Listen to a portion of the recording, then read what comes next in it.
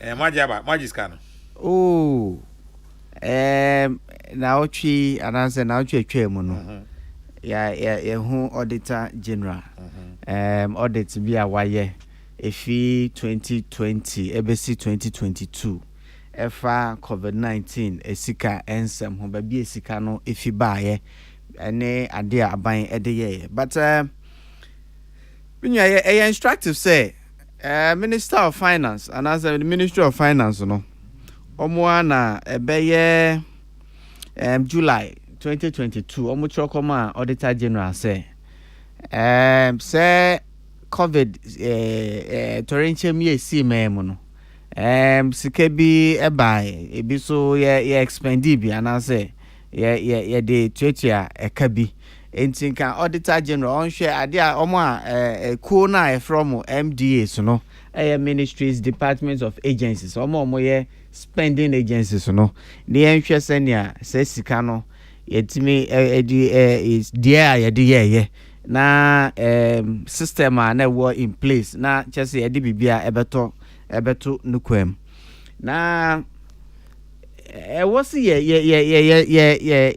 ni echo the fact say atorenche me ye COVID-19 year ebetwemu no na chese in living memory na bi nsi da ena enya ade so a na obi aboa no ho say bibisa ebisi me kai pa na me wo Parliament in 2019 and year 2020 budget minister be kan budget no November 2019 eno kire ka oman nyina sika enhihye yede ebekọ the year 2020 mu nowhere did we hear cry say bibi to say COVID abc ye beboaboa ye ho ato ho na esia say sika bi anase bibi a wose ye ne ye de bo omanfo ehu enkwa eban na yetime edi aye.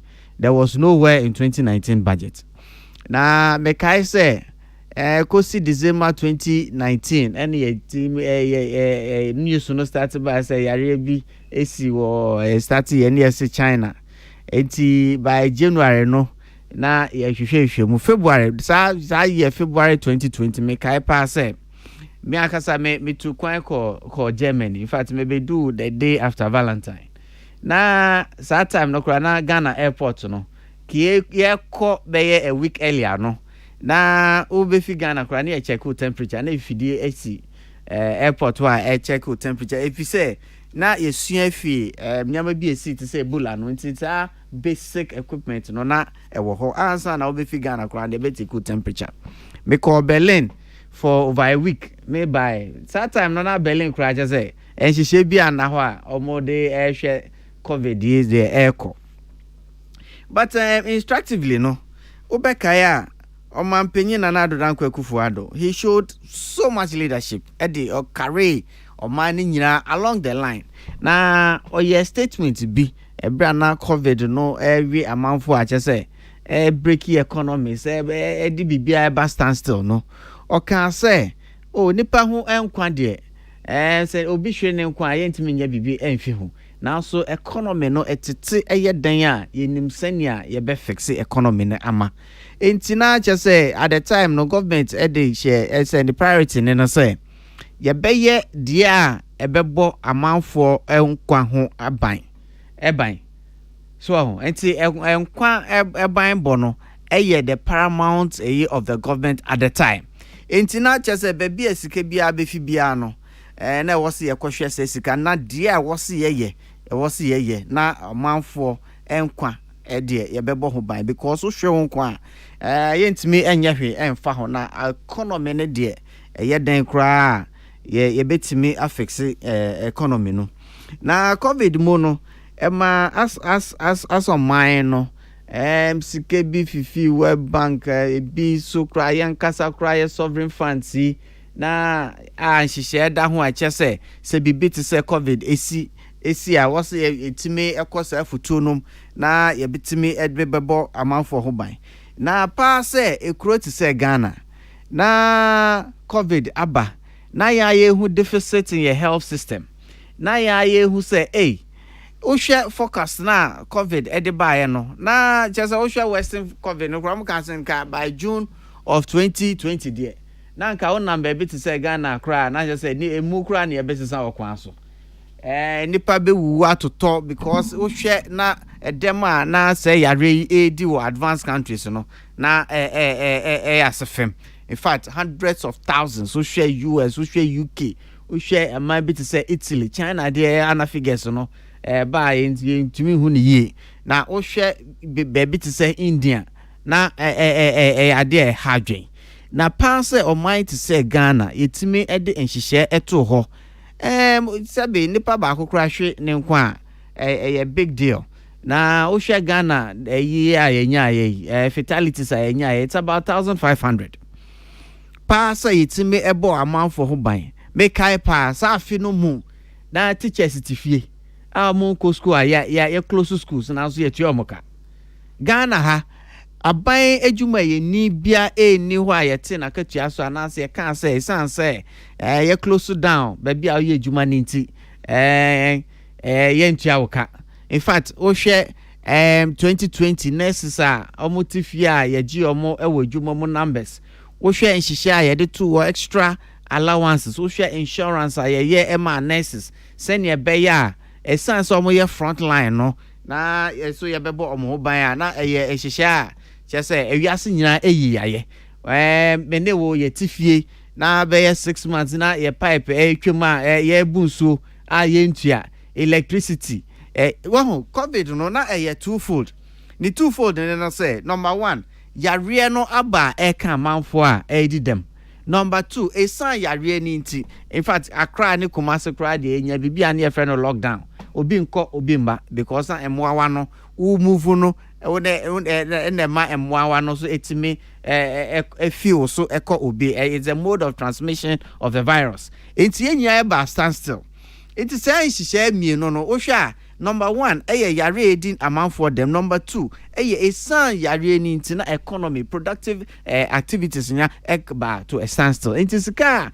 ba aban futuo mu no na nyama mienu ene wo se yede ye number 1 yede nhihye beto ho a ebeba emwawa no entimi and transmit infi nipa baako enso enko the other person enso number 2 esan sa virus no economic activity na aba na e was ye hwe na manfo etimi eco back to productive activities na etimi eboa economy no uhwe sika eba futuo no mu nyira over 3 years no 2020 yes yenya 19 billion 2021 yenya be 2 billion 2022 yenya be 750 million na say sika yi ni nyina no eba Ministry of Finance but enya Ministry of Finance ngwa na yes spending authority spending agencies through the MDA it be Ministry of Health it be Ministry of Gender it be Ministry of Finance nankasa payments be to third parties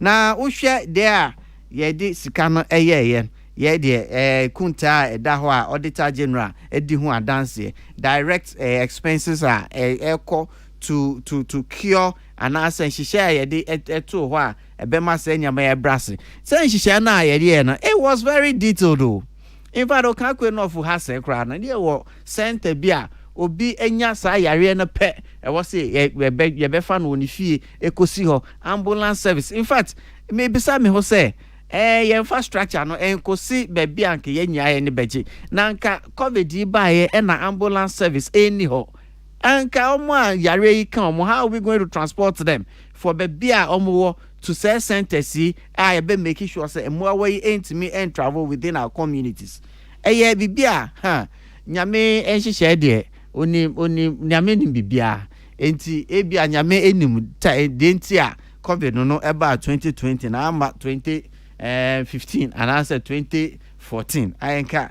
Ghana hanka me nim de besi de but nyame ehihye bibia na make so me can say direct expenses are Auditor General edi atomo call ye say ye di ebo amount for ho ban eno 11.7 billion the other bits na say sika ye di support to enyumakuo and I say enyuma send ye be ya productive activities no ebeba back no and also be 10 billion say nyama yi nyina no e break it down but one audit ejuma no nyame adom my auditor da at a very highest level oh yeah me I worked with KPMG originally me a chartered accountant. Oh, I see. Yes, I chartered in 2002.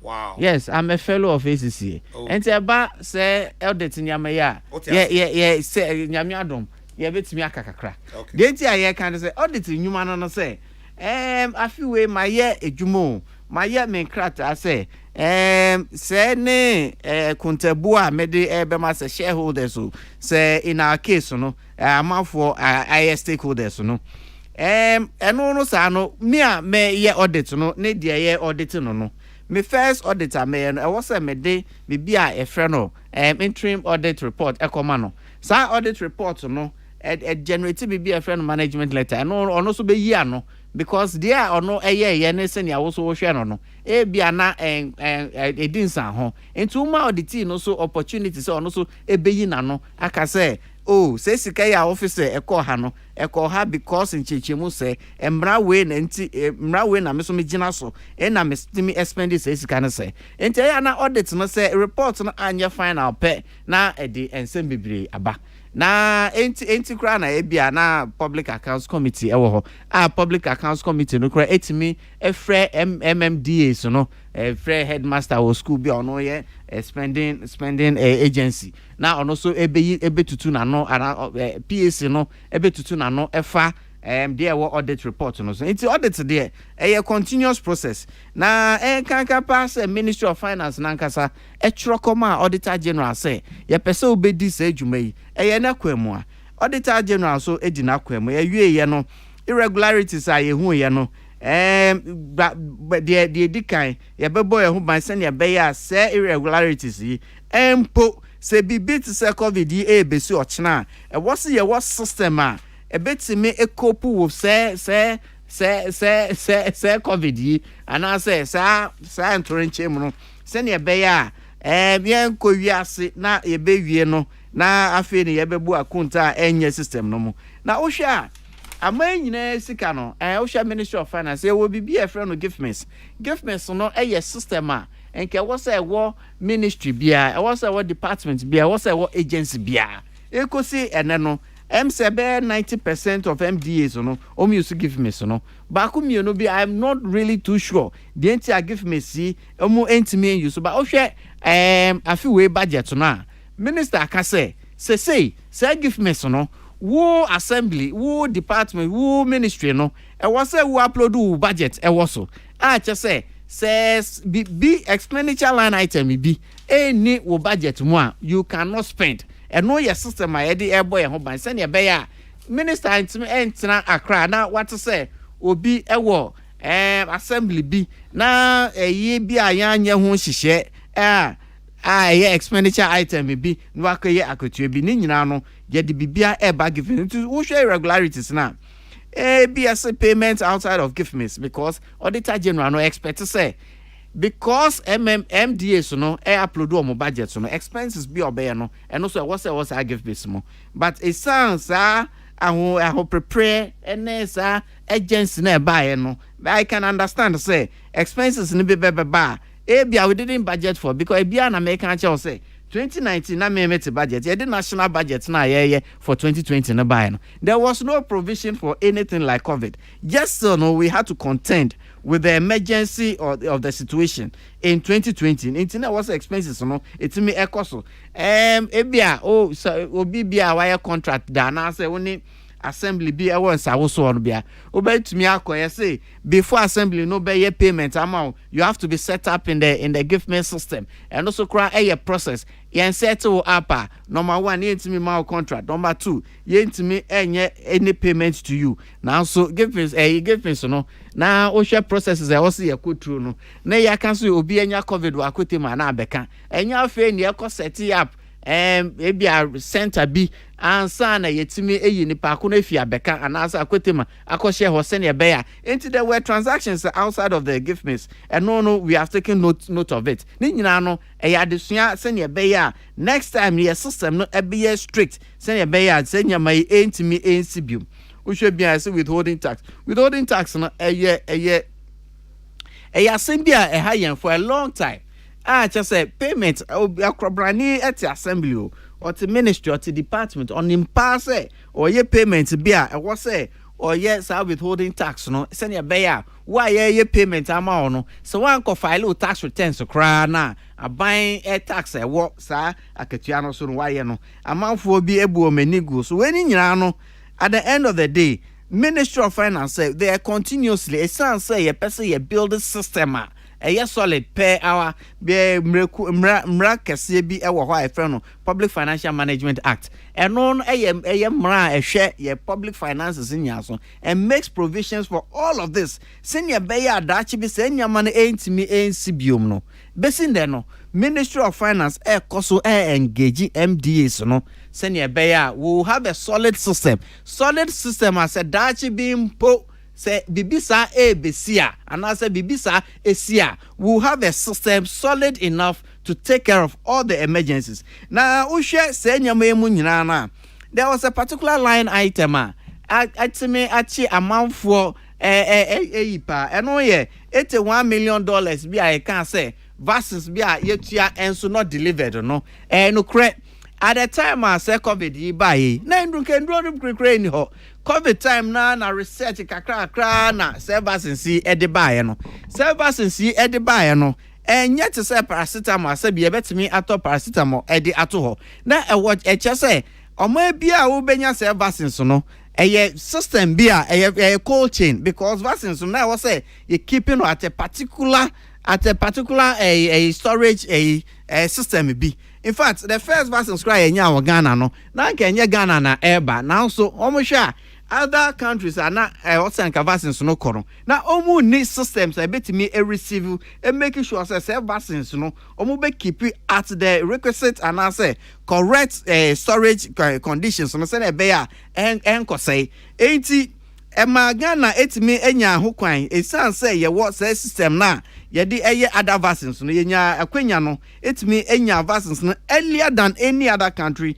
on the African continent bia ba South Africa so na say vaccines the Ministry of Health Dr. Chema Abuaje ne Crawford they have explained to us say vaccines ne bi kra eba senior nyamatia na amanfo so enko wopane no they weren't to and tools na information senior ekọ no obi se me ko wopane ya be you obi so se me wopane ni nyina no ema se nyama ba but normal given the circumstances and what we had to go through at the time.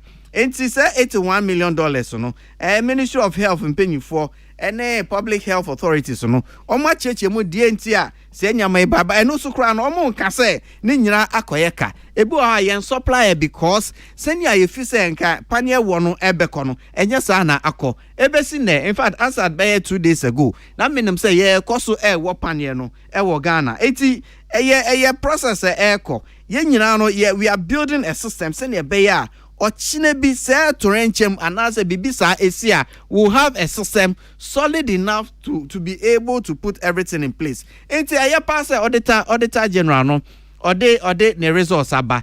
Aye pass auditees no so etimi enya kwenya omayi omano ene no engagement cost still. The Bible pa no say ochine bi no ya give me system yi ebe so solid say MDA BA ni wa betime spend sika outside of the give me system and no betime ama yenya solid control na controls so kono na your public accounting system no per the Public Financial Management Act no any procurement act no because procurement act no so ehun pa procurement act no ehun sunsanso enenere say answer na obi bema obi contract say supply way and answer ye juma way ema aban no na ehun hihye wo ho hihye no say e was a Ghana ni bia owo sa ahoden anase owo opese otimi edi sa adwumade no owo so ono so etimi enya enti encheche akwan bi ewo ho a e was say procurement processes no ekotru enti ankotru pe na che say osisi anabibi enti say mra pon mienu no eye Public Financial Management Act any Procurement Act no yɛbɛkɔ so apɛfɛkte perfect no na yɛsika ɛnhyehyɛ in the public system no na ɛkɔ enim ɛno na ɛbɛtumi ɛma discipline aba yɛ public finances mo na ɛtumi ahwɛ na daakye bi empo bibi saa esia deɛ yɛ tete no wɔ Public Accounts Committee nneɛma a yɛhu wɔ Auditor General report mu no yɛbɛtumi asɔ ano ɛtumi nua sɛ nhyehyɛ ne COVID sika no baabi a akodu nie na mewɔgyidie paa sɛ we no ayɛ adesuande ayɛ experience nti we will continue to build systems that will ensure sɛ nneɛma yi ɛntumi ɛnsi bio. But afi bia me de ha me pa no say Public Accounts Committee no I saw a talk shop bi na Parliament ni ahwe live TV eto bi kra e bi wo kra ho na de aye asosem edum pempen so a omo aye beka se ye refer omo to ages for you know me pese pempen ye bedum pempen so a ebehu so obi akọ jail because wanye na dwuma yie ana say bibi a woso oye ede bo aban ana oman no sika hyehyɛ ho no wanye amana AC saa na aman bi aya ene omo memu ayefe ana say ometimi a build systems a yen fa ye peso ekosa aman no so enti bibi a wo say ye perfect along the line obi bia wo ye juma wo say wo dey say Procurement Act any Public Financial Management Act ye juma no wo so udi so to the letter wanya sa wo say atwa so na obi so edi ye adesuade menua COVID ensem no be bia mepese meka akosi no party me da se papa be bia opese odne de esi eno no yenuanom Charles Owusu ena Dr. Smart Sapon so aba beka ensa ebra egusu ebo nkomo ya honorable Isa Fuseni ena okasa sesia nice one Reverend Charles Owusu menua nana ya kadna ma chia kwa aba bejesu ebru na pom ti sei Kristonti radias Kristonti anapai semanyi nyamia ya na maye bonu ye fo me koda so wufo ti wonim so ti asefo ya dom arakwa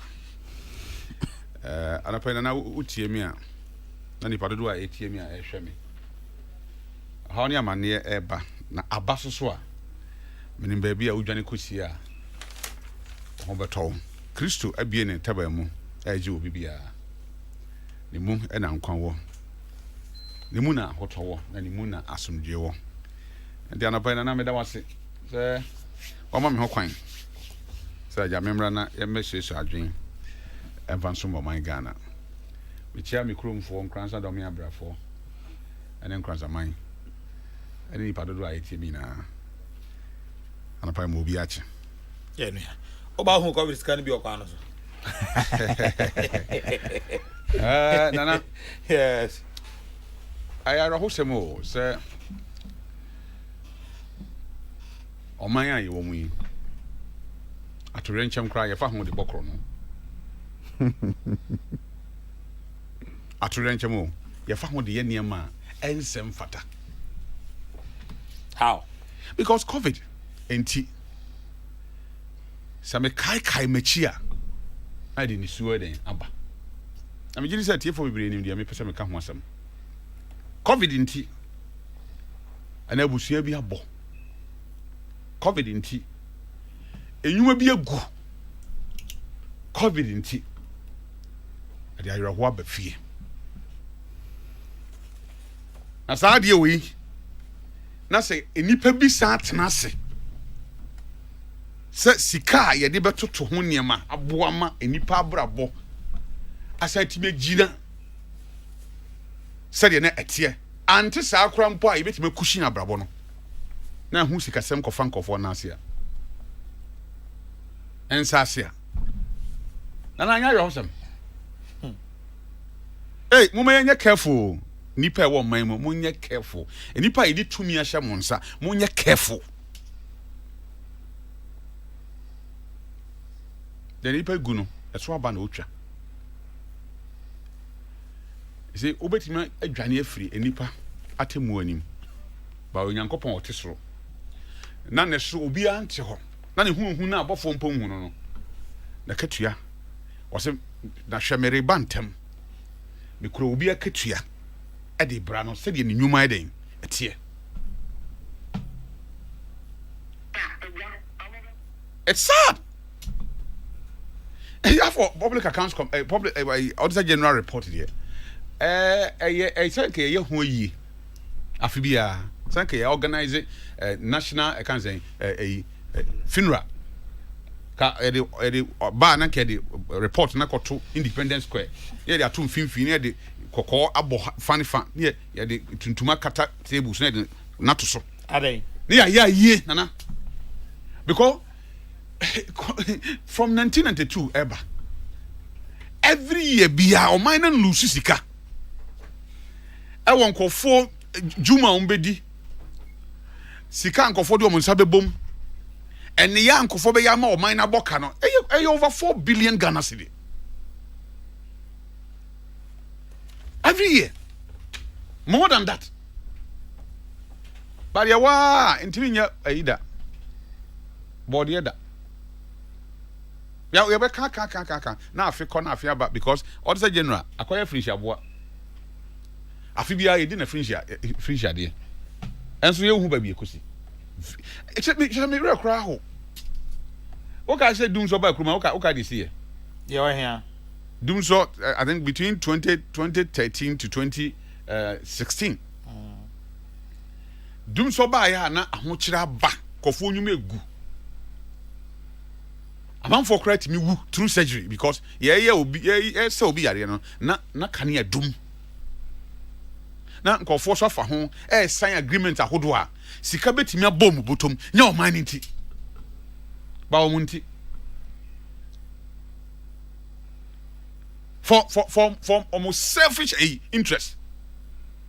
Ntina ye sign agreement ahodo a ebe ma yen enrich yen because ya be gina bia ene ye fi say opportunity ekwan bie ama yen ekwan ya bie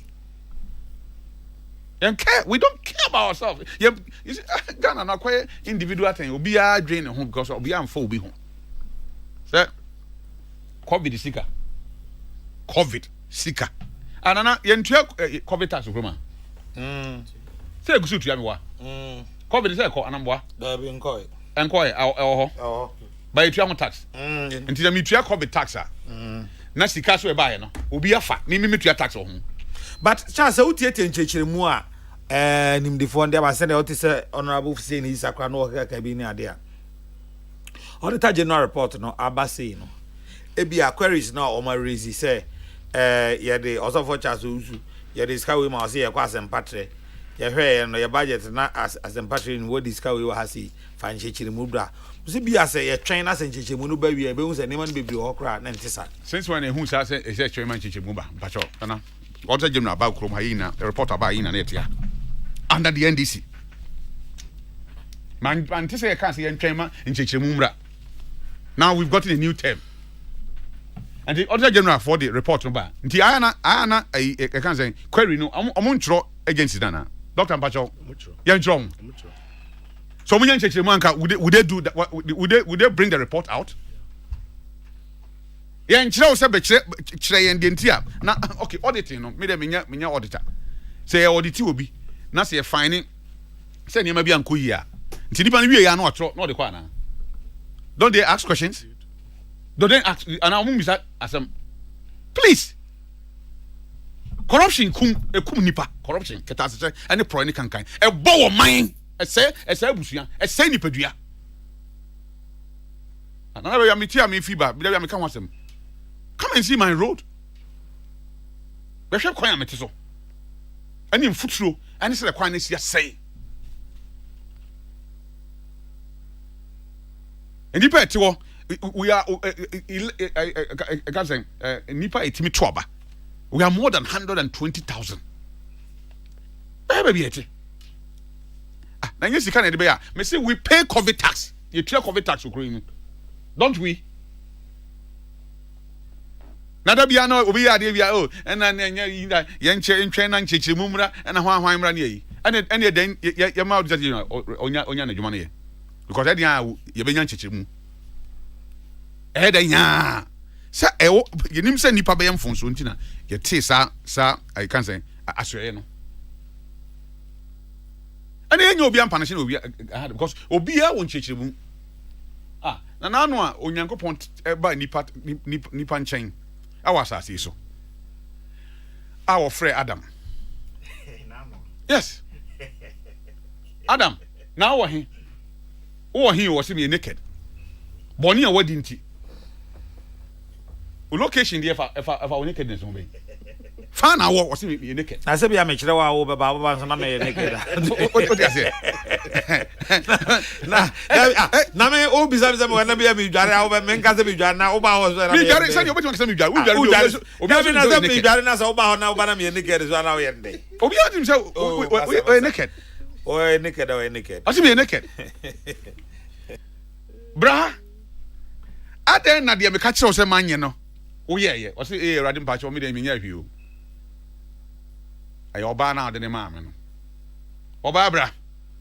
What's the Mura? Mention me if you name one never that damn. The episode was because I wanted that down. And every time we keep on shifting blame. You take responsibility. Then we are when they say, now I say, when they say, it's not boy, boy. Can't afford to blame will be about one person who you are the home blame on that. Only the one person contribute to any factor. On your way. And or 2 as soon as the year winner, Bentin a year winner, the beer. Sabra Bonnet, they're born to cream. And until say Uncle Sabe, I didn't say, but say, you could see near my design. Intimate good because, see, when we keep on defending it,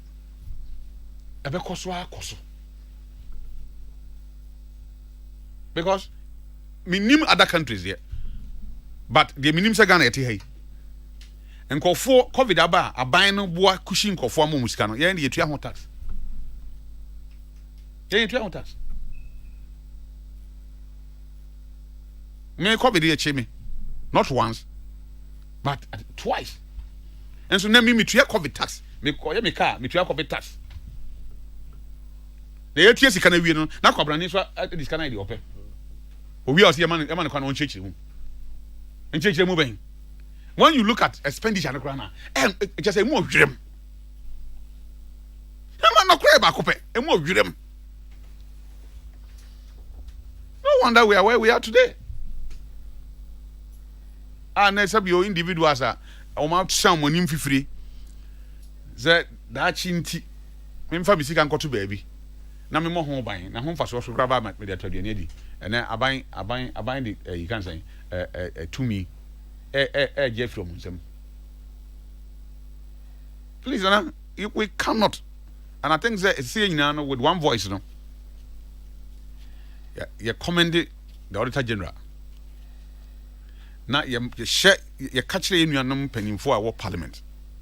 Honorable Sona, a Public Accounts Committee. So I'm for seeing you. Now, and for you, I say, I recommend you for prosecution. Now, court also boying. We are chini pen as our catastrofe, any proye, any cancan. We cannot condone it. Yentimi, me kicker. No. Oh, a deficit buy, and a woman, what is the general now buy? No, dem level, and I say, I can. Domalevo. Vo. I don't know which one can you. Maybe Mr. Onfancha may be Obia. Nipenso. It take us a baby. And I want to know what's it. And one man go for Craniano. Now, which way? Papa, you only been in the moon there. Because I said, we be the Mulevo at the key shine, no, because of only media interactions are no oil. If I know Quiamwa. But the real Quiam one of pay me chow, a boa basso. You say, Munya Kukudru. Near the cannot creature or my ma. A sumo juma. I dear won't fit your CBS wedding. I want to be here. And that chance, Monty. Maybe I be and I see a year whoopee. I'm happy, sir. What do you see? I professional. Maybe I honorable. I mean, what is all I can say? Auditor. And I believe some winner much the equity. Toda Pamacho. I'm on your some in Fengun Chenkakra.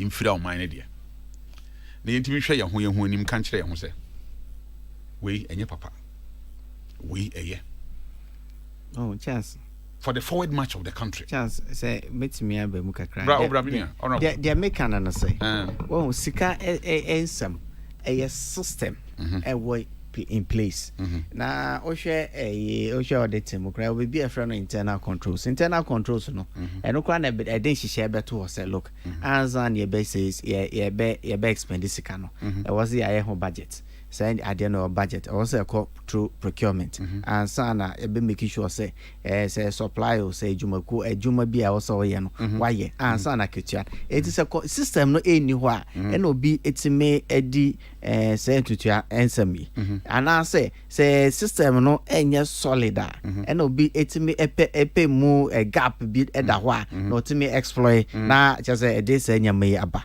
na as a nation no me dey make and say o hwe fi 2017 emre bi wo memo a friend of Public Financial Management Act it was passed in 2016 under NDC MPP and a first government ye this emra no eye enti na wo hwe even in parliament reports afoforo eco parliament no per the PFMA no if it is a mid-year review of the budget so this time we have a system a guide what the minister is supposed to go when he is supposed to go and what he is supposed to say so when you know systems are here building the systems are not solid give me say over the last couple of years no abai I try say every MDA ebe operate through the government so say no me sure say you will be 90 something percent and you be na ewo say you know so and then ultimate assembly be one omo ewo sikansen be say say you settle up on the system and I say I could be abeju assembly be or cry say just say you settle up details of Ministry of Finance or BT baby and making sure say we a company which you tax and this and man we are still building the system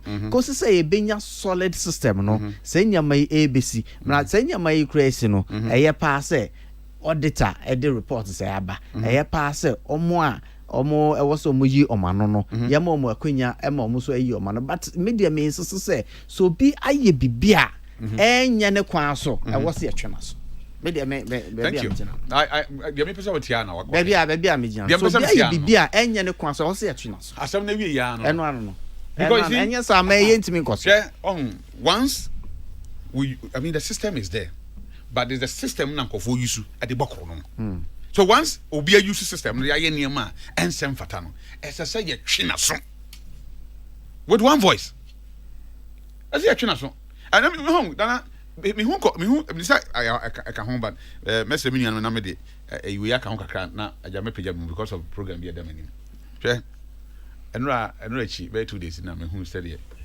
ahoden ansa na ode eno ebeba no ye nuanom Sun City a ewo Kumase be pam to sunyane ye nuanom Sun City a ewo sunyane e de ehihye bi abeto ho se Operation Restore Your Sight Operation Restore Your Sight a free eye surgery and omo ba be nyame yadno akwasi ada ebe na wotwe 5th ekoka 11th February na ode SUO ewo kwatri ya kwatri polyclinic eno ewo sunyane west kwatri polyclinic ho obia owo ani ho ha obia emra ho kwatri polyclinic na omra ne yenhwe nani no ma ne se o qualify say ya o surgery nko ade ya yenuanom Sun City ewo sunyane afa ho ka enim se ye kasa isu ye Kokrokoo live ewo Sun City ya eno ewo sunyane nti sunyanfo mate de efiri dumasha penkwase new doma area 4 kwa ben low cost ho fear pre ko ba ku ni aba ho ni nya be sim bia mutimi ba na ya hwa ma mo se uhia ani ho idi a ye be the free e de ama ewo kwatri polyclinic nyankopon enka mo nyina mo ho enuan ma mo Sun City ewo sunyane just pajama minti na me hwe ahoden anopai ma menchia yeduan mandisifo na memo national executive na basopa they've shown that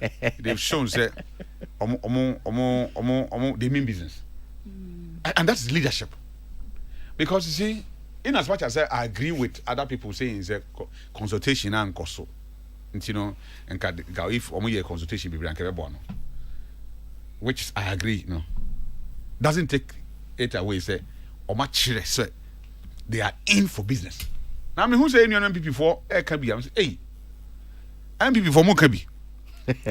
Mo timi suspended general secretary, elected general secretary, any elected chairman. She almost in chain. Because I'm free say BBC when you so.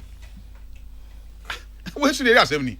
Now in NDC, you know, when they fail say leadership, no, near maybe a course now, they have to change them. Now the leadership no you be there. Minority leader, you will be a jeopardy now. You will be fear jeopardy. And I'm more money MPP for they don't have money balls on meeting changes. Even Richard for Kramunti you will and Obi yet Richard for you are complaining. How are you complaining? No, we are not complaining. No, I've heard so many of the MPP communicators saying that and a mistake. I don't think so. Complain pa. Me na me catch roll. I'm so sorry for moving.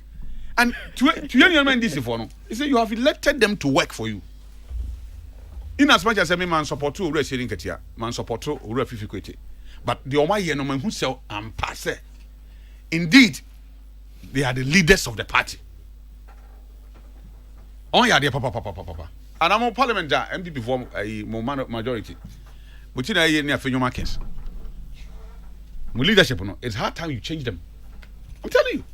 You don't even have the balls to do it. Timoman NDC for Nyasum. No mun fanya o majuma. Ye nyanoma am ye dede wo mutaka aswanse any tamale Tamale South. Someone's out. Is the NDC, you know, is it for the two gentlemen? NDC party, no? Is it for Haruna Idusu? Is it for Mutaka? Come on. As a community parliament, one country NDC for Gomunya majority leader. Avokanma has become majority there before. By now, until I can say backseat. Anameboa. Leadership, sanity. And already that go forward. By 2024. He can't continue to be a leader of the country and then the MPP. That's true. Somebody will have to take over. Now so I pass am be kwa say me mpene na me kokora ji say sumesi ana benten. I mean the democracy. Democracy dey ma kwan mo bia kire na dwen. And me support to Owura Siedun Ketia. I support Owura Fifikwete. I support the NDC national executives. So in as much as they have to do consultation, no, after the consultation, no, I saw Omugina Musino, a year Juma. I don't know you can say Owura to forcing, and I don't even want to know him. But when they force the Jawa, near their swell. If they lose 2024 elections, young could be parliamentarians. National executives will be attacked because there's so many Omugina. Now, I know Owura Siedun Ketia Pecha Medi. Now, attacking a call for example, we didn't do this. For example, we didn't do that. For example, we didn't do this. For example, we didn't do that. No, okay, kaya, sanki can some cry, man, you say. For example, for cry, what time, Mahama cry, my BS be mad. And I'm going for you, Sweden, a DNC in chain. And now, Abba, I need you know, as soon you need, you know. I heard you obey my ear. And I think that. The Omaya no ne kwan so pe am rebien who is who kwan Mutaka any Haruna our hot more than 2 times maybe 2 times. Two times. 2 times. They are not going to be there forever. And the animal more ye de na mo hye ties ne mo de come ho ana je a kruyajo because Owura Mahama become it and this is born out of balance.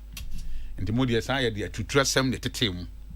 There are some kakra ba mo fa say be buoni ani die ma mo mpanimfo ya press conference was Swansea ya press conference or you can say Tamale South as if NDC belongs to that two gentlemen. I don't think it's fair. It shows disrespect to the national executives. Now the old cano is it also fair to omo party mo omo ne nim party no wo tenchen wo su num de ma omo no ti party no omo ye o party no unim party ne party chairman national chairman so wo se wanyina chen wona na wo se wanyina chen wona na wona na wona wo papa wo se wanyina chen wona na ebia na nipa ye kan wasem no as if they have not been in parliament before. Already saying that he saw a parliament. Yeah. He's been a minister before. Deputy minister. Deputy minister. Why general secretary for almost about how many times? But 17 years. Already 50 kwete. He's been a minister before. And yes, sir. Yeah, that's true. He's been part of the party. And to know this secretary and yes, sir, Fen Obesunya said this secretary. Nya Fen Obesunya party mra, Obesunya parliament in Shisha because he's been in parliament before. Mama Yenya say you take some entrenched position bia. And you probably dey encounter masem. Wa party ma wa ya jiman. I want to MPP for mo leader mbet makanasem. He man zambo zo mbet makanasem. Wa mo timinka. So when you Parliament you go be MPP for Kasakro Monte. But they don't have the balls to say they are making changes. I'm saying that even the government itself. And now even 2 ministers are resigning. Up to date. And the minister for front free in the ministry as I am responsible for that ministry. Minister for see a push you be a free deputy. I live it in Amnabe minister. I watch it. See, you will be free mountain. Minister. I watch it. Modia Kwade, you have no locus. MPP as a party and MPP members has no locus. Then some say, 6 years in government. I am a marriage form. You can say a mumia ferry. Montiasia. Let the NDC have its peace. I commend them for that bold decision. Omunino Monaso. More train sign. Cause o train sign. Ebe jinsem ama omutimi take decision bia biem omutwe science says how did they cost in tie share ne nkofo nsem o kankan solidarity messages and koso and we stand by you, we stand by who ekuo de anya paako for de o leadership e dying now munyo kwan yo modwuma even though 2024 they will lose the election and yeah, whatever it is they will lose. But in order for them to reorganize themselves, no? So Mufi say here new kinds of ideas. We support them because a nation building. Here nipa ombe babe boama sabi yemre shebe dwemu no. Enkoye amanyo sem ba ebeye oman asem. Na yetimi aboa ma ba bia ye wo sesi yi enye because o kraka eko na o car ko she tag gear na intimi changing cough for na just asem o car no fault room. But you cannot just drive a car I would say yes na so car no kwa be intimi kokosi the tag gear o here mechanic. We need fresh brains. You hear go for more of paper what do what ahofama edema oman. Let me talk to Minia at forcing. Say enye dede ye ni propaganda sem ni ade wo hu na woka. He's climbing the ladder. Onwe de won anim. But mum Ghana first. Say this yemai ebeyi medase. Yemai ebeyi medase. Dr. Sapo. The Cardinal. Dr. Sapo. Nana yaw kese the Cardinal. Rapping that is Senior Radiadom. Ye ho ye pa na me fasa kwanya sunsun nchia menuanom mienu aminomo studio. Reverend Honorable. Na dodo also ajebreti ye Ghana fa na nyina ne wiasa fa na nyina so ye ma obibiachi. Meka kakra fa Auditor General's report no ho. Senior mpanifo di kan kan ye no. Audit process be a ayana to the affected people no as a relevant persons will be far who audit nimuno umbema akwenya ma wo yi hu ano me sure say ni omuni yen share ye no ye just the abridged report. The proper report no be wo attachments are obi answer response or the buy na no ye or the buy ya efa query and as audit query ayi man no ho enti se besinde na hwe duration no a omu start adwuma no 14th July and omu wie ye omu di be 4 to 5 months no mdi wie adwuma no within 4 to 5 months na so obi wo ho no mu a na no yie enru Auditor General ho a as at the time when we publish a report here, then the name say nipa korona nkasanso has himself to blame. Because if within 4 months when you report and farmer any other benya report yaba. And fine, be mo say be more feedback, more response in need has not been considered yet. But as at the time of the publishing of this report, 5 months after work, so we can send a response anyhow. But say we omuka sanswa encourage you move from response number. Recommendations are Auditor General IND. Say Finance Ministry now you imagine say they will apply all the recommendations to the latter. Member Finance Ministry na so you monitor. Auditor General don't go to sleep. Because I insist to say your recommendations will be fully including one more say a prosecutor or more, including one more say a suspended maso tribia sefata will be bia will mubiano. One more say a bomb abaso more apply himself very well for the sake of this republic and so na yemfa embo mabaso. Na sanya na menua Charles Ekano. Me momu die nenye nipa na sabe yehu ye yonkunum nipa mobo a anka fund bi ho no ma anka ate ne din kura anka nyese sansem bi sei fa ho ebi ne COVID-19 fund ebi no muntam kese edu ba bi ma o mampani mu ade ne sagu nti sesesi e ginyame ni ekoso amanfo te so ho yi bi no mu hwero madofo no ni ade na se ho kontabuo nso comme ça be fafa ho se ya na me hu se jama ebi no mu nhyeda ni tema ebi no mu nhyeda ni tema yese come de wan chese fansa mienu nyina didi se be enye be bia na didi obia ne ho bo asem we mu yese ba kokra de the sika free one ministry to another ministry in between nko ano na handling charges na yaw na article pathetic yenhwe na yentu ho anamo kakra mi hu fa ne yekoso nyina ho ne sa firefighting approach a afi na aban ministry ne communicators kasa bebre fa report ne ho no kire me se enkuta hodie papa say exist between the finance ministry and the agencies that works closely with the finance ministry no sa enkuta hodie ni ho se wo ho a anka nye reports na beda bontie wi na some of the issues ho no ma omuma ho clarifications mama fe honorable Baredu na me fa ne kransie yi sa abre ni mu no na me ben Staska service kakra papa you say Staska service ni Ministry of Finance share the same building just backward the other section I say nchiachia agragro obewura obi officer chia no obewura obi officer chia me no ti ha ni eka obewura office na no pede na ekọ musi inflation ni nam san yanya ho dan ase o ka agros no otiewu me boss a no wo ho sabre no na wawura ho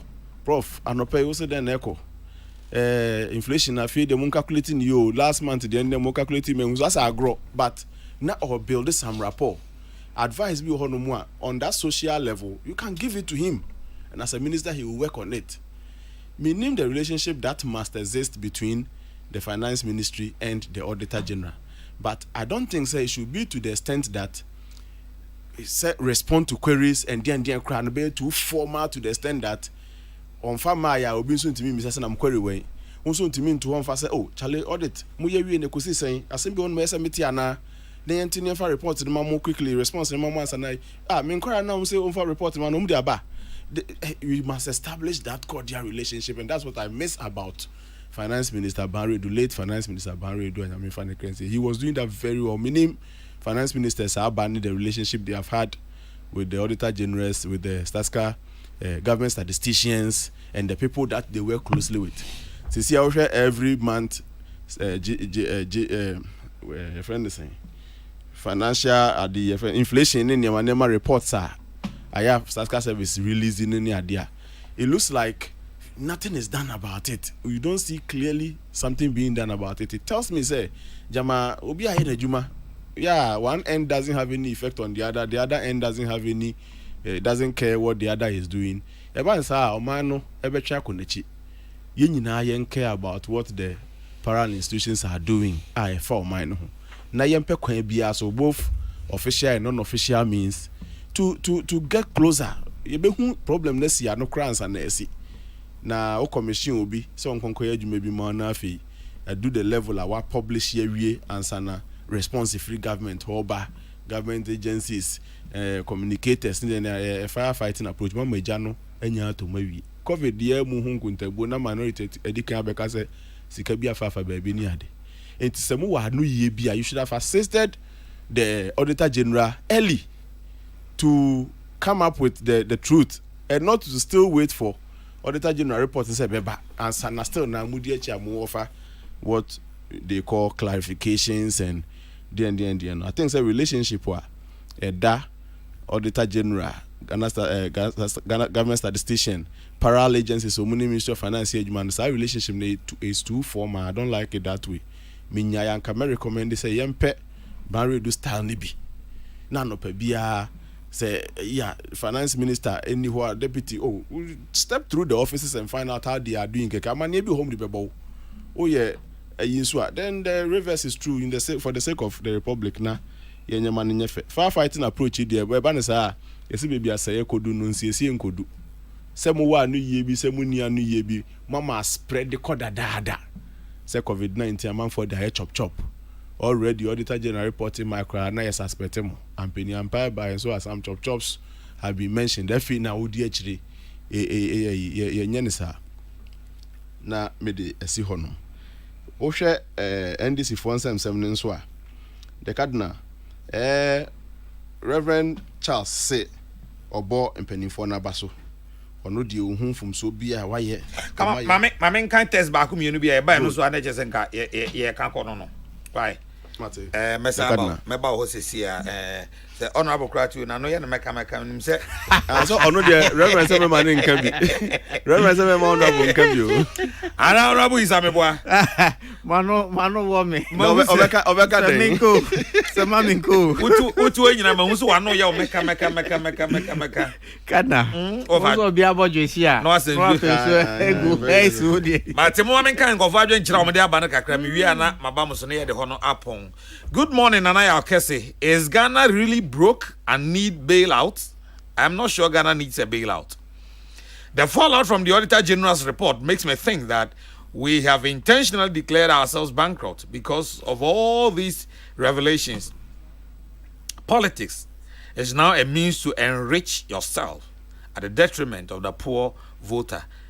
And no wonder every person wants to be a politician. Bismarck Kusi. Bismarck Edway Ifri Kumasi and the buyer. So are you saying that Honorable Haruna Idrisu and Muntaka and the rest don't have their own party at heart? Anyway, we want to see Nanayao give the next president Honorable Alan Chiramating for me.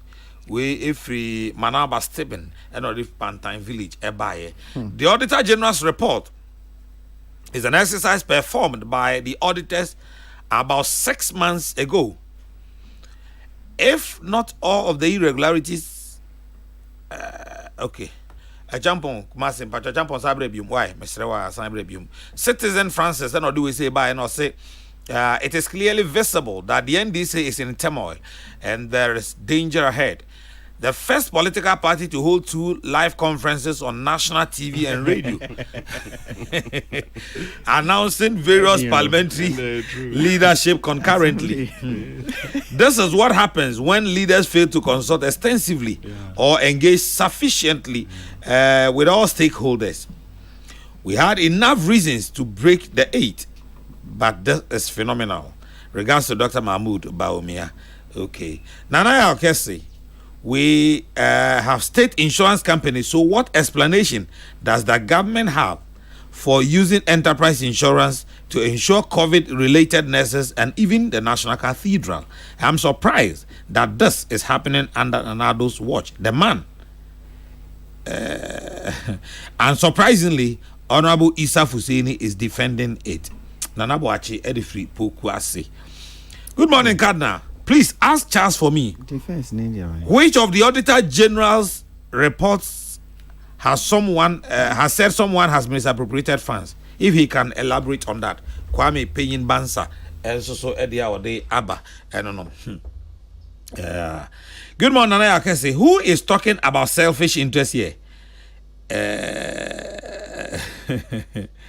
Okay, my name is Hozu Geoffrey Achimota Hozu Mate. Francis Brakwa Ediwefri Kumasekana, tell your panelists that they should not waste their time and energy discussing and expressing concern about the lack of action against the Auditor General's report and people indicted in it. Have your panelists forgotten that they are in Ghana, where auditors' report are mere academic exercise? Let the politicians and top civil servants do their own thing. One day, the deaf and dumb will be forced to speak. Good morning, Nanaya Okese. Okay.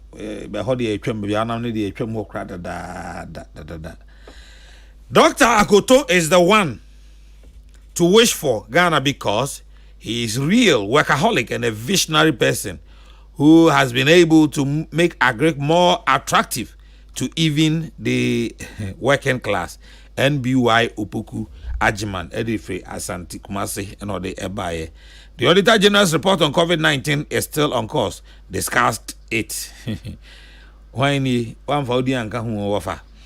Nana Akese, tell the NPP man Honorable Issa Fuseni that he should cry his own cry because we are suffering. Kwaku Shaibu ewo na Honorable Issa de wakade. There's a chance in our account. I did Issa no. Okay.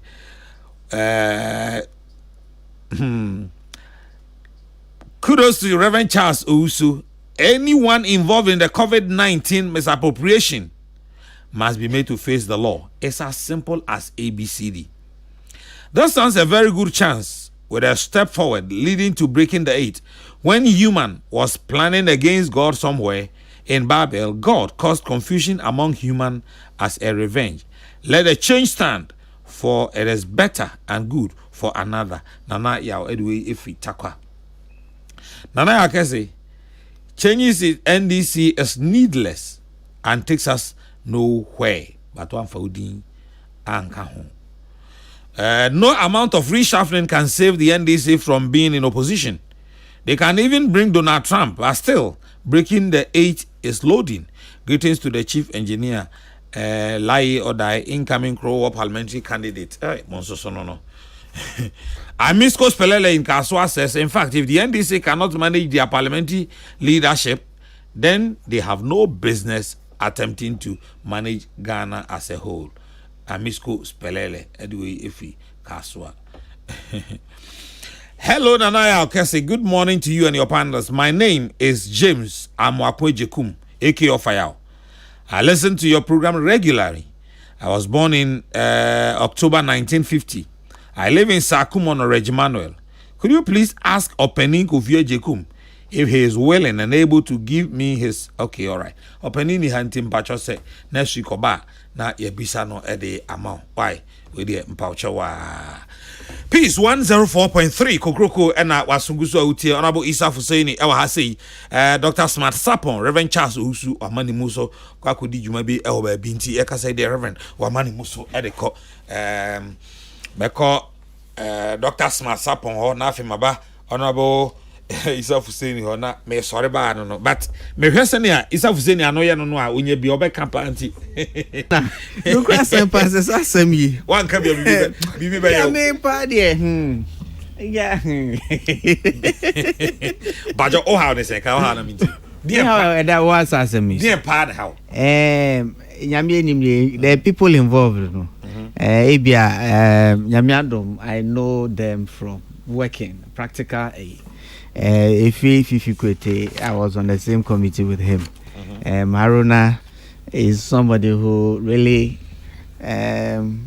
reaches out to both sides of the house. Ato Forsen were on the same committee. Abuja, and also a very prominent guy in Parliament. And see, but we are advancing in our democracy. Na yeah, democracy no so say bit intima nyama bi wo ho a was say yeah the me person best practice in the world no yeah the be adwuma at least on our side, on the NPP side, me call Parliament 2017. Yeah, nyakwenye bia anya elections and as anya input. Na by convention, a party na leadership in Parliament. And no, it is settled. Now, utie NDC senior omo aye omo nyamafa in the last couple of times, especially in 2017. Utie senior na inshishe na etie.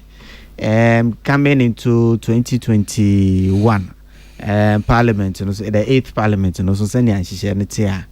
Now we who say omo aye bibia Bronye Beka convention omo adopt we bia omdi omo empenyifo senior na enra metie de Dr. Atufos na yekaye metie honorable Mutaka ne press statement no metie almost omo experience in parliamentary processes and procedures say honorable Abokamo na me de meka no say ajubrel anka ye de pepa ne sanga ndisifu anka omo enko so 2024 omo elko no nanka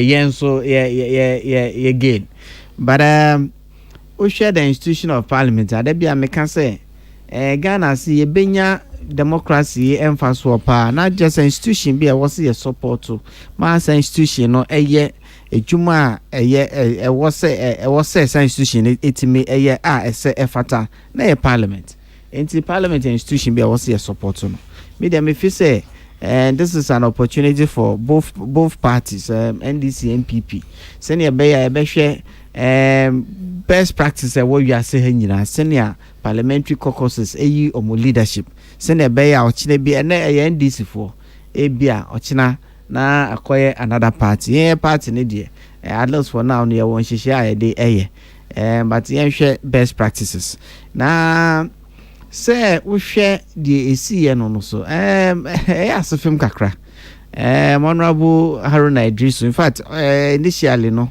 bright sati eti hu no ne nyina no yete senka honorable Haruna Idris di an come retain no na enko wiase no otete nsem bibia wo background I sense me verify and say me any who dance ni me na fidie so enka na media de meka no say political parties no so per the provisions of 1992 constitution we have to be democratic the be democratic so caucus bia especially who say party or opposition caucus na parliament no na omo teme echichire party na MPBB no MPT parliament kura ono na obeyi na ketua ne bi na ye share party so enti eno no different arrangements say party so power and also arrangement to know say who president and also and also executive ebuma and also arrangement in a different.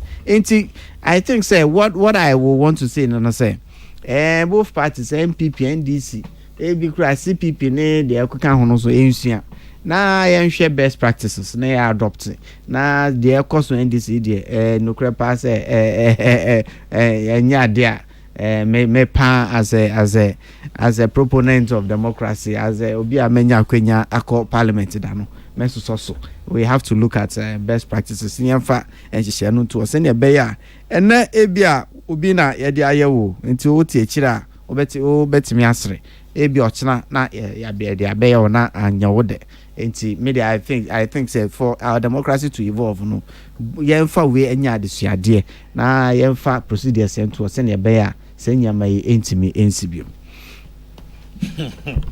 Dr. Smazapo anya easy but ebejo be the enchakese ma isoko team wo apadencha muso muti opa meba to aso na beto aso no good. I want to know we had serious doomso with its dire effects on the economy in 2014 to 2016. The preoccupation of the NDC then was to discuss NPP and the Afoko and Comrade Japan fracas. What did Charles Usu tell them then? Honorable Zampine, and what do we have it to? Yeah, me research team me chamu pa matsemu odun kwa mu boy juma na mo tie Vincent Evans Joseph and the finest Abigail omu Edu Abigail, so the adjective abem. Abigail, ono ase e friend the finest Abigail. Yate. Mema na be chia obo hu se sa ne din ne ho nam so se. Just wo jitum. Oh, send your kind no tum say onim ne ho. There be ba wo jitum so e finest. Oh, the card na so ka say menyin tum a me ni ho asem bia.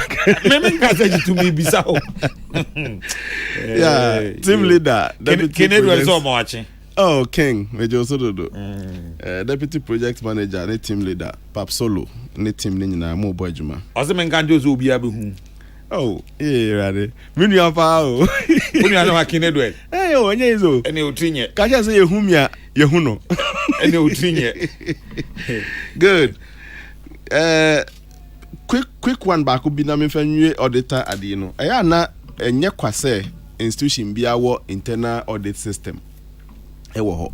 Ade ba ko atwima adwensi super won ye koso nyina say it looks like institutions no don't have a good relationship with their internal audit system and na say basic assembly na ye auditors ness nche ye momu hu. Oh say auditors no. Oh my say tax collectors obi ampe o masem. No, why? It sounds to there what they jabede the say ya. Ampa because what they jabede the say ya. Me so my adwuma kakra bi ewo sa ye friend say internal audit for. Yeah. Oni omo kasa pass mo mbe kan kire oni say look empenfo no kwampe so omo hu omo animu mpo. You see? Omo mpese yehu animu kra. Normally say who be sa document bi kra na eja o dey accompany ma bi a it said the would you be a Japanese feminism. Yeah. Intino. Oh. Enso sanka mo de sa relationship ni ye adwuma wo internal ho a. Anka before I be babonten some of these things would have been resolved. Obe me ani wo fie. Ne say obe kan obe katakata onyema so na fe ye beto nka na dede wa bonten na ze na ye pe. Nti mesre the internal audit system no wo ho for some of these things. And at least you be bebre anokwan answer na be da bonten. See your internal audit agency. But what it means is that the institutions don't work with them. They would have seen these things that eventually comes out for us to discuss. Ebedu anakoye enimguase more of for the affected people. Answer na be chesi akoyi hu anu awie no. Na nka onu internal audit system ye adwuma and na can resolve some of those things back there and can meda bontin kranti. Yeah, so lessons no so mama yensua fa nka ho. NDC and matters arising. First, my main kase Kwabena Afoko Kwabena Japan Paul Afoko. Yeah, Paul Afoko Kwabena Japan. Yeah, asemu. Issue no. Anyway in sheda nyepe. Anyway in sheda nyepe. Obi obe so be compare me no ni bia no. I'm sure that it's not comparing it right. And the final determination was made by committee no ekwatena se kwato abase and suspend this afọ no na say abeye nsem no nyina abeye nsem e da bonten a party for ni nyina rank and far both NDC MPP for na form na nkasa de no be anim what was going on. Me sure say asem we NDC die ya abeye se nka no be anim a anka MP mu a entimi ma meka so no kro hu yen kokotro fake eguso only for later to realize yeah enye fake yeah true pa anka obi animu a anka party structure ne ya aware anka sebe ka so ase chairman obeti ansana asemi abeda wontin ka Tamale South chairman beti ansana abeda wontin say it could do a state where even the directly affected people were not aware ebe ambush enti decision nanka said obianka say chairman ne secretary ni to me no in fact party for ne koto aba mo de to me ni share omsa I think say commentary na aba me ne that arguments ne ya adwin say you see nya problem be say once we have the power we can decide without consulting both side o share NDC share MPP that ayine ya be say jama e ma to me dia enie mo ana motoma me nti I can go ahead my consulting mudada by voting for me I have already passed the consultation stage. That is not true. Yensuya se adie no se fa nipa ho a ye be ma nipa na tie ase at least I prepare in mind. Consultation is always before decision. Yeah manako ye say Ghana had the and in a recent time decision comes before consultation. Let me have my examples at left and right. Basi nekra yegusu ka bond holders ho nsemo a the core key issue pa say consultation na anko ye simple omu ye bi kra anko ye. Let us not abuse the power that we have. Yes, decision ne dia wo nsem ya mouth to me no yes manage the party. Send this beko ye say anko ye ehun so bo no se sie sa anko ye bebo the general, the former general, the now chairman say dunketia ne the current general Fifi Kwete. E wo musa ade, but you are crying quiet. You will still need these people to be a successful leader. So consult them. Nobody has a problem. As far as I know, people don't have a problem with the decision. What is leadership if you cannot decide? Yes, go ahead and decide. But we are saying, sir, in people management, get the people involved in your decision making. And yes, sir, over there one tree in the forest. Is the NDC saying, sir, they don't care losing Tamale South? Say, okay, pass will be here with their vital cry. They are vital. It means it has only become necessary you make changes, but we don't need to have challenges. You please, Tamale South for your sermo.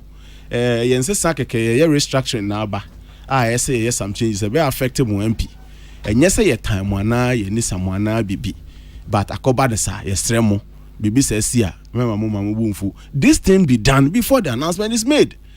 We say that now say yeah me tietia na so me wi ama bepo acho. Obi obetimi dey acho so e na free ni team. Let us be careful in how we use the power that people give us on those same people. Yeah na nkade no problem bi ani ho a anka demonstration bi ama consultation ko so a anka demonstration bi ama me ye nka ne watra se obi hyetai and obi ko party office omu ye dede ye say no like it's like they can go to hell. No, Sebi, they are reasonable people. Tamale South for Nimnyansa, Asmasi for Nimnyansa. The affected people Nimnyansa Sebi. Omunim say change is a constant term. It can happen anytime. But when you do it and you don't do it well and they are reacting, it tells you say the process was not too right. Press conference is a course in the same party about 2 or 3 in the same day should even tell you say things are not well. And the process by which the whole thing was done didn't go well. I insist to say Obia or Kasabia is not against change. Me sure say me Mubarak Muntaka is against change. So Obia and Kwasan. But it's about how it is done. Haruna Krade maintain the Kasa, and sometimes silence is golden. But it tells you say Onokrano he is not in tune. Oh, be crank on the lead this reconciliatory process. Oh, you catch me aware masumbi.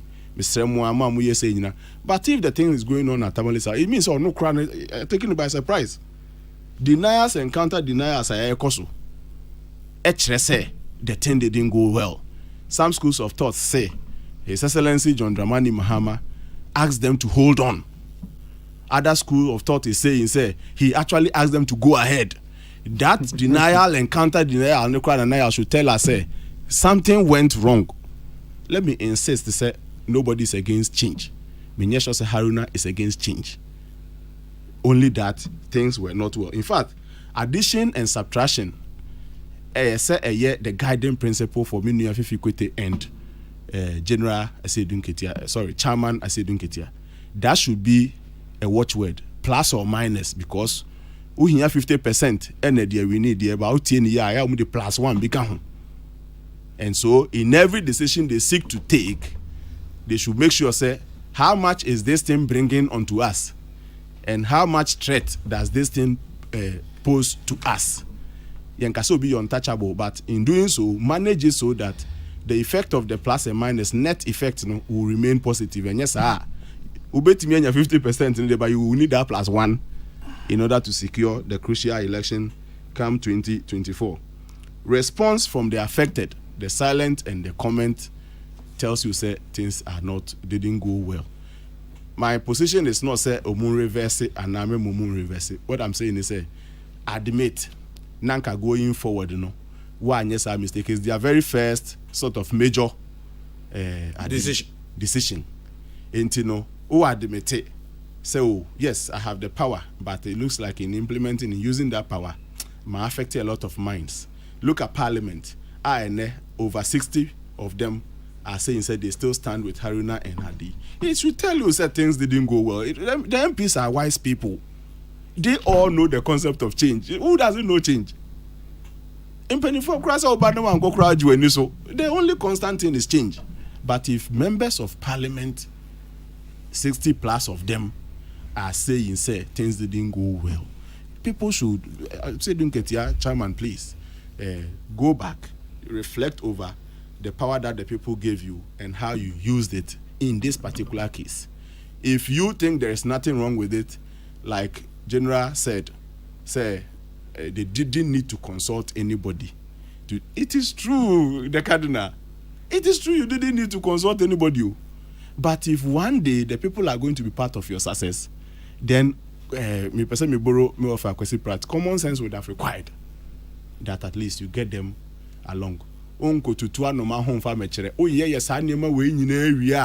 the D-Day, you would want them to go and work.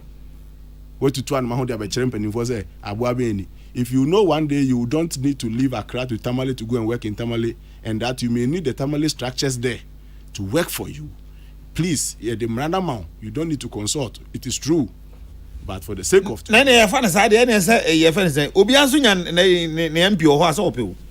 the consultation go and let the decision come against. They would not have denied. They would have said, boy, I'm here, you can't say, changing beba. Everybody would have said, yes. It means you're consulting enough. You know, usually, and yet the case say you're consulting into your position must stand. They do baby cry to make us a majority decision. You can't Mommy and Twaba. A broso bako cry, you must respect the decision of the majority. What we are saying and opinion say, General and Chairman, the power has been given to you. Congress has spoken unanimously at Accra Sports Stadium. We were all there. We saw the way Uncle Budget was so near there. Please, don't let it mean say at the end of the story, consultation has already been done. In every step you are going to take from today onwards, please try and consult. Now, now here's a full year. NDC cannot afford to lose Aswansi Zito. The Cardinal, the votes that Aswansi gives them is equal to or even more than about 2 or 3 constituencies in the voter region. Nominal terms and your percentage terms. So if in percentage terms you are talking about it, where you need 73%, ewo baby. Ube kind nominal terms no. Na Aswansi bro so be 10 of the Meanwhile, Agboja the 13,000 at the parliament. The gap between MPP candidate Omdine Koye and Muntaka the win here is over 20,000. A constituency electoral area. Please, politics is a game of numbers. If you power no come too much, you will end up saying well lusubako, well lusumienu. Yes, or the achao, but infinity moi. Or problem. Let's be guided by this. You come will be at anybody in position of authority. Sabi the 2 minimum in a democratic system. You are exercising those 2 million on behalf of the people. Consult the people. What is wrong with this? What is going on? Is this too hard to demand? Is this too hard to demand? Well, I think say NDC are because they want us to believe Senka. United crossing. They ain't see a chance they to the maybe MPP. The perception say as united as okay when we were going through those crises in 2016, 2015, 2016. We had to deal with the situation and we dealt per the constitution. Yes, and per the structures. Me as a political party, and that is what we went through. We went through the process. Since you affect class in your way. No problem no so because I was watching some program so see the leadership of the NDC. Now leadership no so the local constitution what is it? Is it the functional executive committee? Is it the council of elders? Is it the extended we don't know what the problem is with the NDC. But one NDC no sana the NDC alone. Oh, and consultation before implementation. Well, the Mekafa 11 is bond Say bond everything to do with the financial a sector no, it has to be managed and manageable. Okay, the minister was supposed to have launched this on a Monday, but he was forced to on a Sunday to make a statement because now our roadmap go through. Yes, started consultation no with the Bankers Association. Baby Wakra. Unfortunately, Ghanaians that we are. Obi ko record do the can na enti ama panic be ba system no enti ama minister ne enti me anko pe sa program and as a plan and all the ato ho no and also asama say bond a debt restructuring in ya no etimi high people to say 11 say maybe na policy be a aban epese de ba there baby a was ye kwa na so sa policy mra hye bedwam. Unfortunately, no, because of the situation of Rasha Bedroom, Obi fee say, and Kabetime is numbers in a sequence, and no grand America about their leadership in Parliament. I also who say, oh, two about a mawa, oh, a member of Parliament. I was a Ghana and a year. Uye Jumama Ghana enkoso ene ye paramount ye uko parliament. Yes, ye co parliament, ye whips. Whip no be whip say this is your party line. And you expected say you told the party line. But the ultimate in Ghana. In fact, Ilevia okay. Sanki ye nuanimo NDC. E Ghana first. E support to Ghana.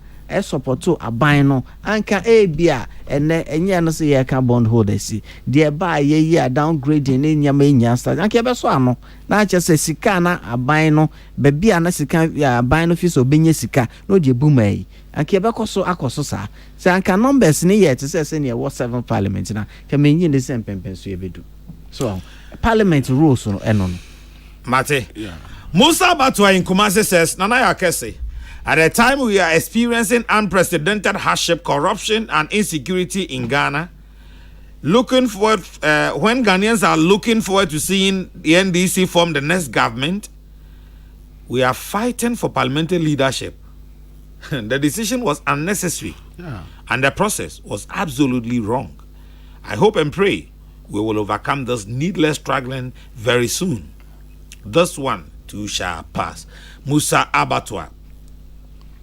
Ewoku Mase. Perhaps Dunketia's explanation of removing Haruna Idrisu and co. That the 2024 elections will be based on economy. It will be appropriate and prudent then. They all rally behind Kwabena Dufour, who is the finance and economic entrepreneur expert, to lead the party instead of John Mahama Afari Ewo Tadisco down and or they by. Farouk Intema says the NDC rejected Ufusuampafo's democratic leadership and opted for Jonas Mosquito's unilateralism. Clearly, Asia Dunketia careless about any democracy in NDC. Revolution at all cost.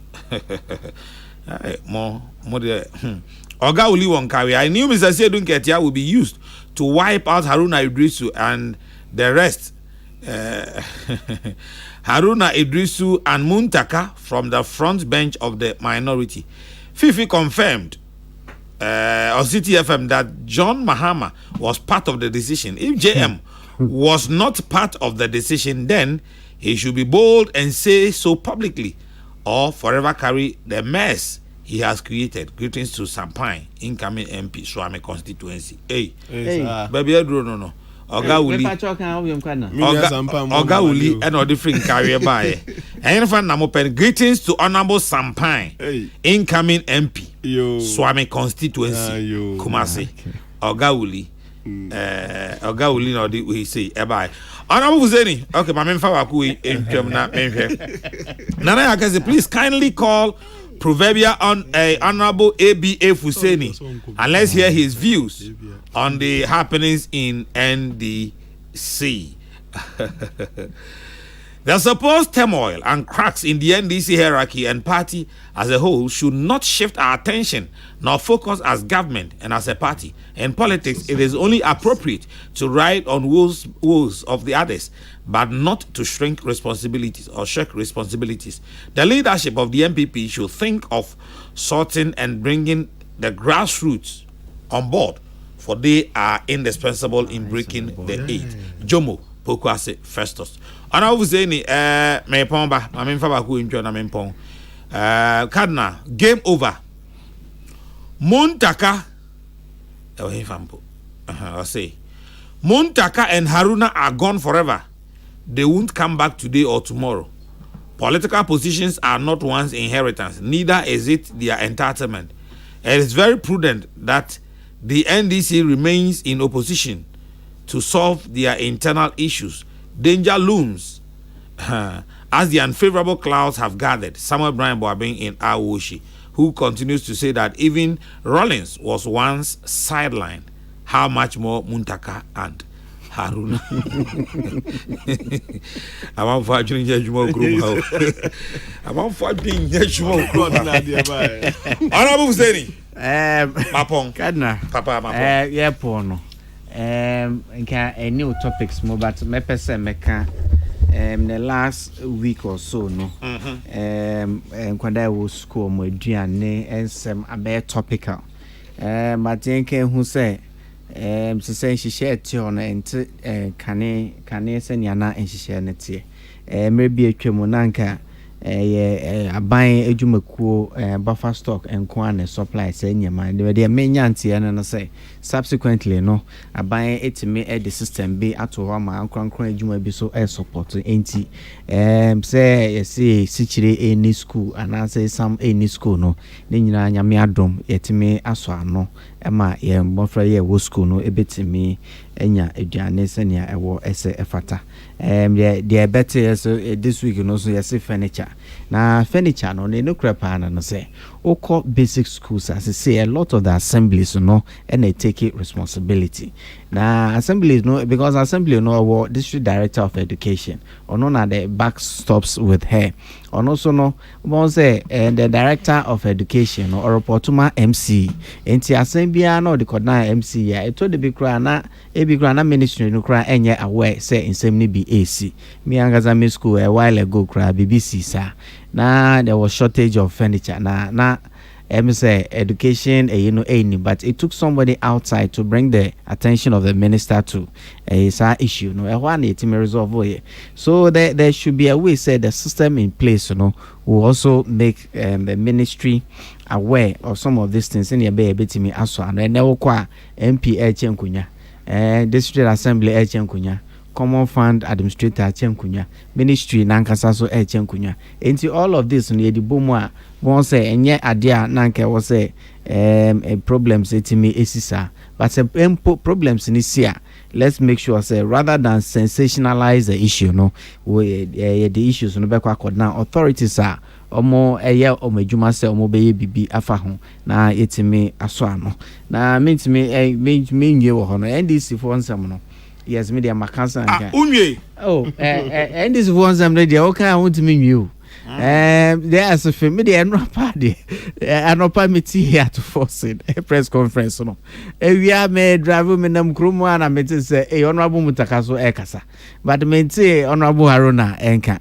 Ya pepese e beti ono so nenka. But me say General Mosquito crowd odi two mo no say oko Canada ja oko he ne yire ne ma me jiri pa say enye bapayo no oye yem pese tutu bi ebesi kama wo abemu a you need opposition about me keep on your feet until we pray say this about me resolve all my issues no more atena opposition na every time no met me keep in check and no na bet me amaye nyina enya democracy no emphasis me that's Dr. Mazapon.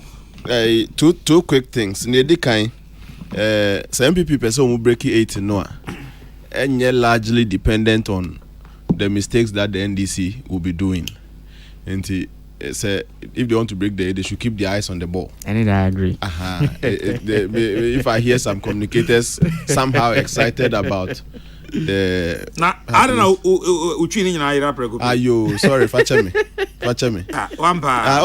When I na kinedo de nya uno. Ni America ne say.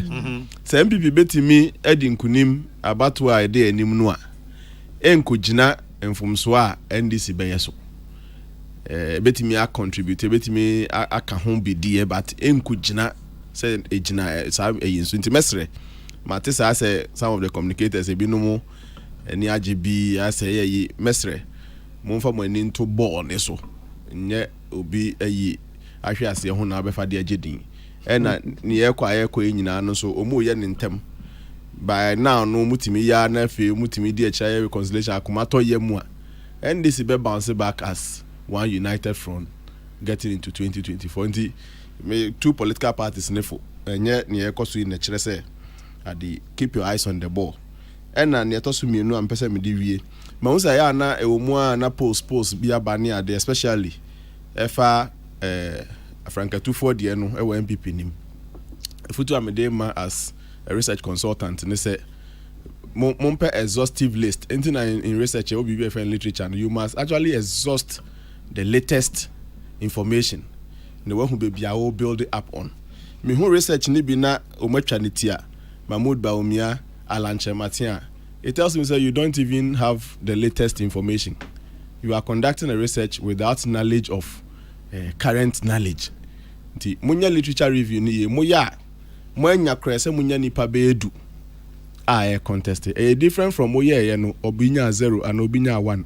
I'm just giving a research advice one of the indications about me afa wo research serious and they say ultimate year aware class nipa dodo a konie nipa ne ye do beedu me offer kunedu apreku me offer Wacheja akun Francis Adenimo Canada Japan Kwabna Japan Joe Gatti me offer Akoto Chief Alan Dr. Mahmoud Baumia and there's one Nsafwa Kwajo Nsafwa into no official list na list wa na about 10 into them say umbeko special delegates no the advice is that research work serious first thing they say nipa who say one cause you are knowledgeable in what you are doing and when I see you ending at maybe nipa 2 nipa 3 nipa 4 it tells me won't share any full disclosure of the space you are researching in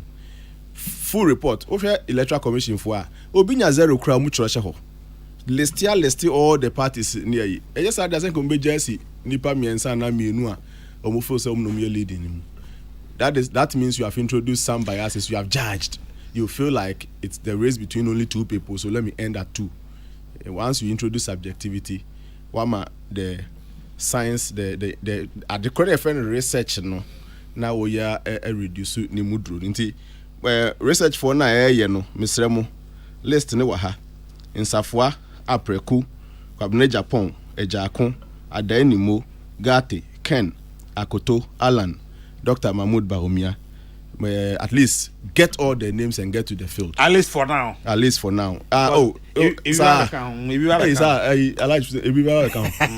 me no be so lazy on boot pa. Oh, I see. Yeah. Special delegates now. I'm so benyako. That is just an advice to. Cardinal, I support Sampine for the Swami seat. They have been stifled of development for a long time. Wow. We dare his back. Change the air. Old leaves liveth, giving way to the new one. Segadus, Edifree, Ashtown. That's a sampan moya manu. Make our mama money. That's a baby a teeny dear. What is our mayor? Mamma no me be an amen. Arabu is a medasiano bay. Kadna. Medasipa. Have a good weekend, though. Dr. Sabon, Medasio. The Cardinal. Yamin Shroud. Ami.